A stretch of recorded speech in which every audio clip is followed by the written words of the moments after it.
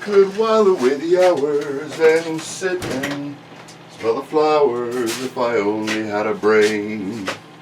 Oh, hey, how's it going? This is welcome back to the shop. This is where I get to glue everything back together again, and you get to watch.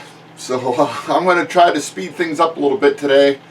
The last video that I pushed out was video 7, where all you saw were me and my hand shots, because you know I've been called two-faced before, but like Abe Lincoln said, if I had two faces, why would I wear this one?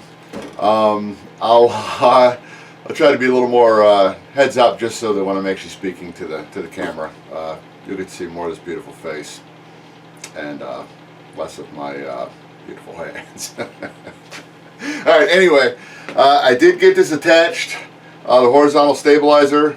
Everything is level with the actual wing and the tail. I've just glued the top section here, this two part to the actual, to the rudder post. Sure, rudder post.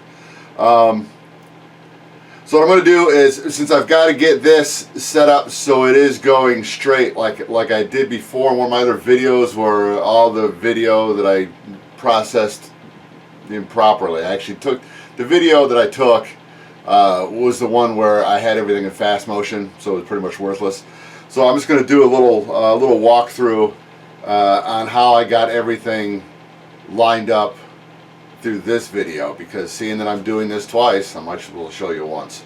So let me go ahead. This piece right here needs to be glued in. I've already got the slot cut out for where the actual pull two cable system. This is for the upper part of it, for the actual control horn. Yeah, control horn for the elevator. So what I got to do is I'm just going to mix up some epoxy. Go ahead, stick this into place, and it's just going to be 5-minute epoxy, because that's going to hold this just peachy. And then once this gets glued into place, I need to put another, and I've got some 3/8 balsa. I just need to bring this little section out a little bit, because the way the other side was actually glued together, not through me, through the original builder.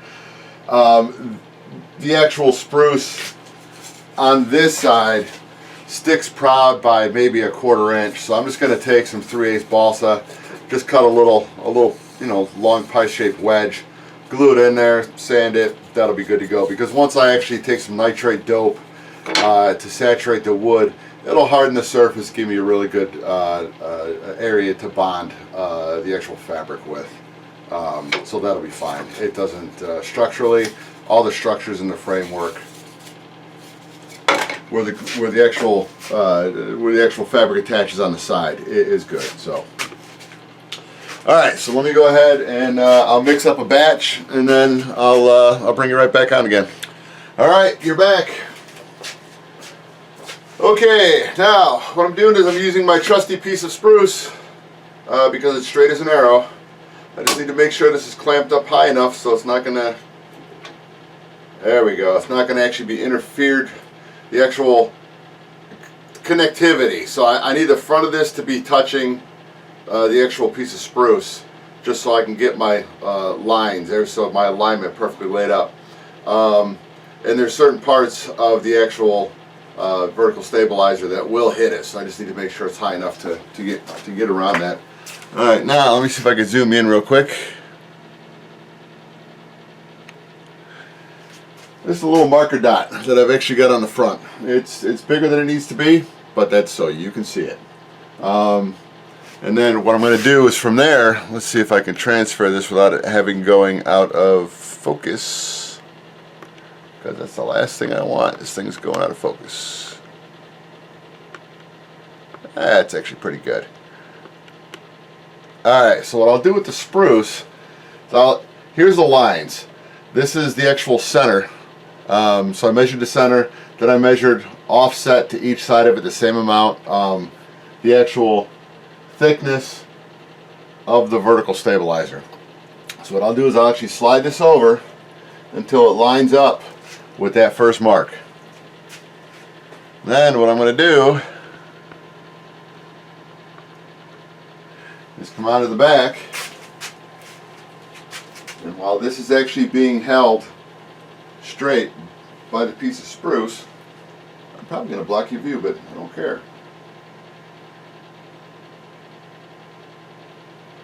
I'm actually going to put a mark on that piece of balsa. You can kind of see the mark.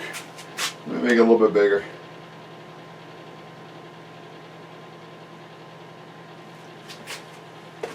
Better? Yeah, a little better. Alright, so anyway, it looks like it's offset, but it's really not. It's actually dead center in front of it. Alright, so there's my first mark. Now what I'm going to do is I'm going to take this and move this over to the other side and reclamp it.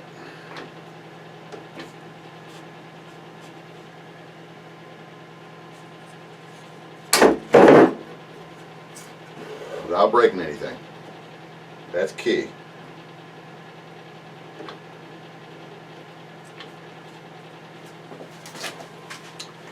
Alright, then you're not going to be able to see the mark, but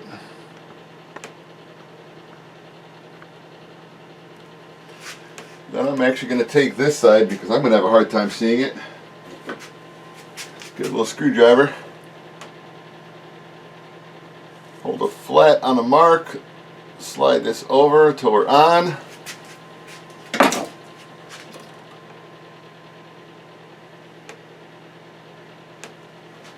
And then I'll come back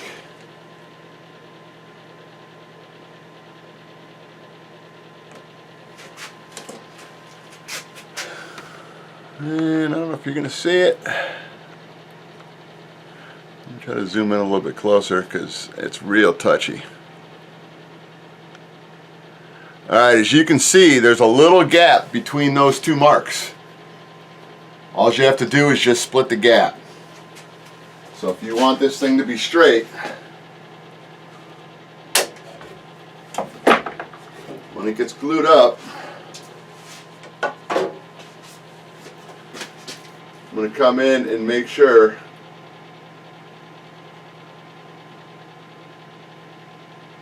that that dot is right between the two. And it's almost you can pretty much anyway. That will be straight ahead. So, and that's the way if you're putting something together where you're attaching it. If you can, whenever I've built a kit, that's the way I've done it, and it works.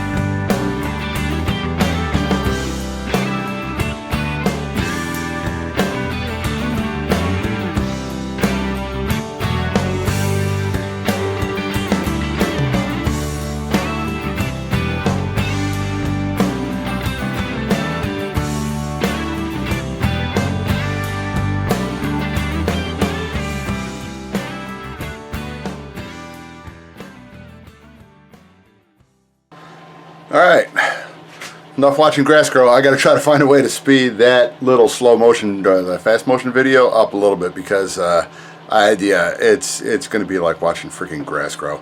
Anyway, here's what I've got to so far for you to look at. I'm gonna pretty much take a break on this one. I'm trying to actually get a good profile on the way I want that to look, and it's getting close. There's one little area right in here where a little bit of a step up. It's kind of abrupt, but you know, I got a long way to go. I mean, that's just trying to get this curve the way I want it.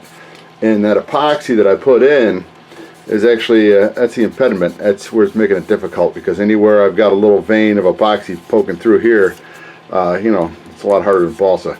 So anyway, I'll get that. I've got to wait for this epoxy to dry all the way, because it's just not crusty enough yet, where the it's still kind of in a rubbery state. So I'll throw this thing upstairs, and then you know, it can sit upstairs for a week or so, or two. Anyway, yeah, and then when I get a chance to come down and get this all straightened out, I'll probably just show you the outcome on it, because it'll be about as boring can be. But anyway, you saw how much time it took me to sand. You know, multiply however long that took by 10. So for, you know, 4 minutes of video, that took me 40 minutes, but I don't think it's going to be that long. But yeah, I've got this profile. I got this angle set up the way I wanted to. I didn't want it to stand proud like it did before. I wanted to taper it off more, so that way when this does get covered, this will be sanded down, and this will be sanded down and rounded, so that it's going to show the actual stringers, and then when it comes across the edge. Now, I still have an issue with the top of this, and I will win.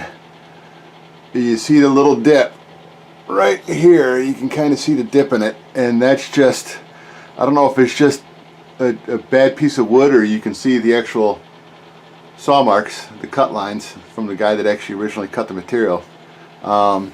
You know, I was looking at it to see if it was possibly a chunk of wood next to a knot, and it doesn't look like it. So I think when I feel it, you can feel the little bit of an indent. You can see where the sand, let me just do this. Let's see if this works out. I